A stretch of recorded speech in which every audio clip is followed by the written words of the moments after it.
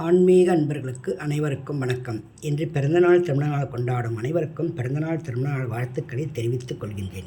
இப்போ வீடியோக்குள்ளே போகலாங்களா? நம்ம போன வாரம் 19வது பாகம் பார்த்தோம் இல்லைங்களா? இப்போ 20வது பாகம். 20வது பாகம் என்ன சொல்கிறேன்னா, இப்போ நான் சொல்கிறது ஒரு பெரிய நல்ல ஒரு காரியம் வச்சுங்களேன். இதை பெரியவங்க பார்த்தாலும் தன்னுடைய பிள்ளைங்க கிட்ட சொல்லுங்கள். அது பிள்ளைங்களுக்கு சின்ன வயசுலேருந்தே சொல்லலாம். இருந்தாலும் இந்த பதிவு ஒரு முக்கியமான பதிவு. ஏன்னா நம்ம வாழ்க்கையின் தலைமுறை எப்படி இருக்க வேண்டும், நம்ம வம்சம் எப்படி இருக்க வேண்டும் அப்படின்றதுக்கு ஒரு எடுத்துக்காட்டு. என்னென்னாக்கா, நம்ம பிரபஞ்ச சக்தியில் நம்ம வாழ்ந்து எல்லாமே முடிஞ்சு போகிறோம் இல்லைங்களா?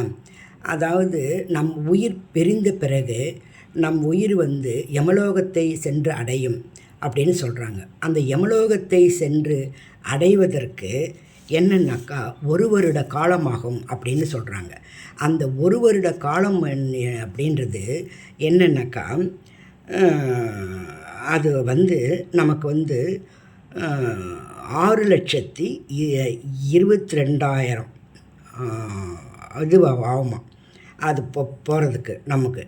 அதாவது அப்போ போகும்போது பகல் இரவு பாராமல், அதாவது யம தூதர்கள்கிட்ட அடி வாங்கி மிதிப்பட்டு யமதர்மங்கிட்ட பாசக்கயிறில் பிடியிலேருந்து மீண்டு யமலோகத்தை சென்று அங்கே போகிறதுக்கு, யமலோகத்தை சென்றதுக்கு அப்புறம்தான் தெரியுமா இது சொர்க்கமா நரகமான்னு சொல்லிட்டு. அவ்வளோ இது பண்ணிட்டு கஷ்டப்பட்டுட்டு அங்கே போகணுமா. இது கருட புராணத்தில் போட்டிருக்கு. இதெல்லாமே ஏன்னா கருட புராணத்தில் போட்டிருக்கிறது. நம்ம படிக்கிற புக்கில் எத்தனாவது அத்தியாயத்தில் 47வது 8வது அத்தியாயத்துலையும் அங்கங்கே கொஞ்சம் கொஞ்சம் போட்டிருக்கோம். இதை ஃபுல்லாக படித்து பார்த்தாக்கா தெரியும்.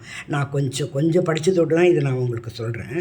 அது என்னென்னா, வாழும் காலத்தில் நம்ம நம்மளால் முடிஞ்ச வரைக்கும், அதாவது நம்ம கர்மான்னு ஒன்று இருக்குது இல்லைங்களா? அந்த கர்மா எப்படிப்பட்டது அப்படின்றதுக்கு கருட புராணத்தில் போட்டிருக்கான். நம்ம இறந்த பிறகு போகும்போது நமக்கு இவ்வளோ கஷ்டங்கள் இருக்குது. நம்ம அப்போ சொர்க்கமா நரகமான்னு தெரியறதுக்கே நமக்கு இத்தனை ஆண்டு காலம் ஆகுது. இத்தனை ஆண்டு காலம் ஆகிறதுக்கு அந்த ஆத்மா அவ்வளோ கஷ்டப்படுமா. நம்ம போயிட்டு அந்த யமலோகத்தை அடையிறதுக்கு இத்தனை 1000 ஆண்டுகள் ஆகுது. அது அடிபட்டு மிதிப்பட்டு பாவ புண்ணிய கணக்கு எடுத்து அதுக்கப்புறம்தான் நமக்கு தெரியும்.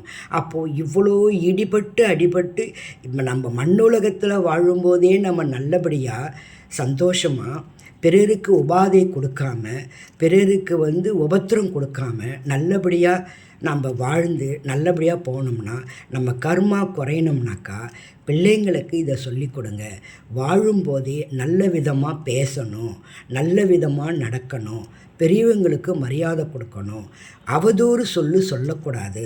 எப்போதுமே ஆன்மீக சிந்தனையோட, ஆன்மீகம் கலந்த ஸ்லோகங்கள், பாட்டுக்கள் எல்லாமே ஆன்மீகம் கலந்த ஆன்மீக வழியாக வந்தோமா நமக்கு எந்தவித ஆபத்தும் நெருங்காது. வாழ்க்கையில் வளமோடு வாழ்வதற்கு நமக்கு ஆன்மீகம் அவசியம் தேவைப்படுகின்றது. இதை குழந்தைங்களுக்கு எடுத்து சொல்லுங்கள்.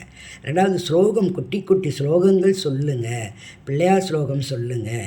எல்லாமே இந்த ராமநாமத்தை ஜபிக்கிறது எவ்வளோ புண்ணியம், எவ்வளோ ஒரு நமக்கு ஆத்ம திருப்தி, நமக்கு அதில் கிடைக்கிற சந்தோஷங்கள் எவ்வளோ, புண்ணியங்கள் எவ்வளோ, பலம் எவ்வளோன்றது அடுத்தடுத்த வீடியோவில் உங்களுக்கு சொல்ல வரேன். இதே மாதிரி குழந்தைங்களுக்கும் சொல்லுங்கள். நன்றிங்க, வணக்கங்க. லைக் பண்ணுங்கள், ஷேர் பண்ணுங்கள், சப்ஸ்கிரைப் பண்ணுங்கள். வாழ்க வளமுடன்.